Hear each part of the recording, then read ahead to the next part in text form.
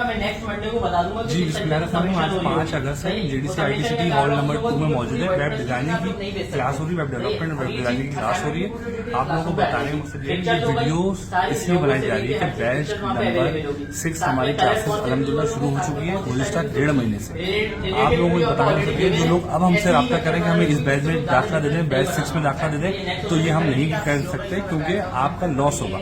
हम आपकी वजह से ये बैच बीच में एडमिशन दे देंगे, तो हमारे पास कैपेसिटी फुल है तमाम क्लासों में। उसके बाद अगर हम आपको अभी दे देंगे तो आपका नुकसान होगा। 3 से 4 क्लासेस ऑलरेडी हो चुकी हैं, 1.5-2 घंटे क्लासेस है, प्रैक्टिस हो चुकी है। आप लोगों को इससे नुकसान होगा। तो जो लोग अब रह गए एडमिशन से, उनके लिए ये ऐलान है। ऐलान ये है कि आप हमारे जेडीसी फ्री आईटीसीटी विजिट करें।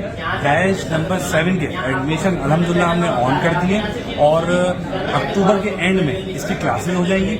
आप अभी से आगे अपनी सीट्स रिजर्व करा सकते हैं ताकि आपको बाद में कोई प्रॉब्लम ना हो। तो जेडीसी फ्री आईटीसीटी के विजिट करें 5 स्टार चौरंगी पे और अपना एडमिशन सिक्योर करें आइंदा 7 बैच की।